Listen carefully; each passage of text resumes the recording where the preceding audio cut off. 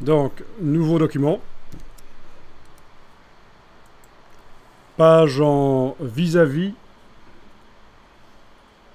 Nombre de pages, 1 pour l'instant.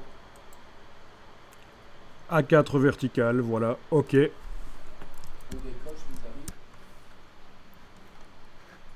Alors on va aller travailler dans le gabarit, donc on va chercher la palette page. Menu fenêtre, page.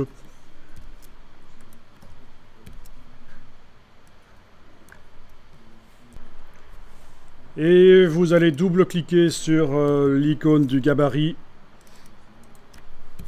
Donc vous êtes bien entré dans le gabarit, il y a plusieurs choses qui vous l'indiquent ici. Vous êtes avec 2 pages visibles sur l'écran.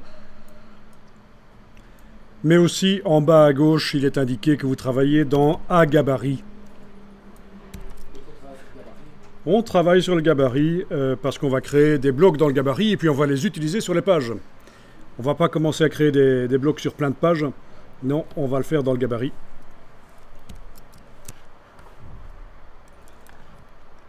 Alors, dans le gabarit, vous allez faire ceci. Vous allez prendre l'outil texte et tracer un bloc dans la zone des marges.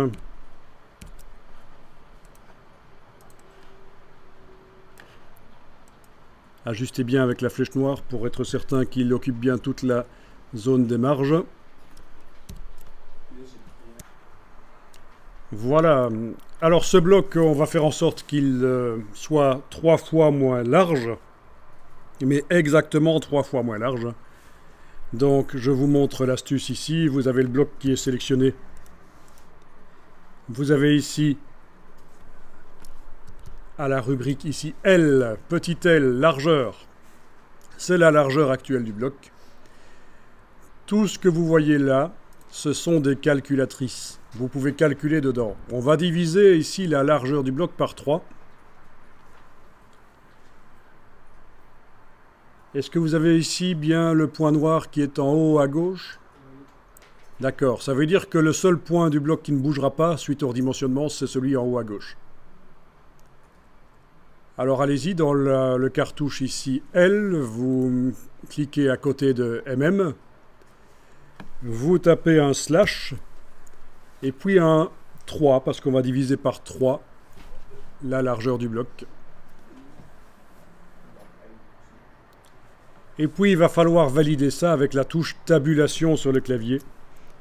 Résultat, vous avez un bloc qui est exactement 3 fois moins large.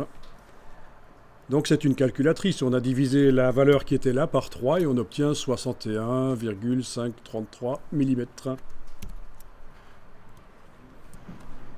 Bon, ben on va déplacer manuellement une copie du bloc. Avec la flèche noire et la touche Alt, je déplace, ça fait une copie. J'enfonce la touche majuscule pendant que je déplace. Et je viens le coller là, pile poil. À nouveau, touche Alt, touche majuscule en même temps. Voilà, on a donc 3 blocs.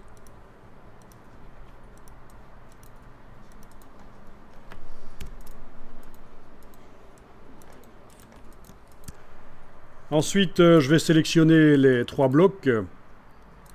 Donc je les englobe partiellement avec la flèche noire, comme ça, voilà. Et je vais les déplacer avec la touche Alt sur la page de droite. Voilà. Et ça devrait se coller, c'est magnétique, ça va pile poil au bon endroit. Donc dans le gabarit, on a 6 blocs qui vont servir de colonnes. C'est une des manières de faire des colonnes dans InDesign. Vous avez la possibilité de faire des colonnes comme ça, plusieurs blocs côte à côte. On va enregistrer le document. Je vais l'appeler éventuellement doc multicolonne.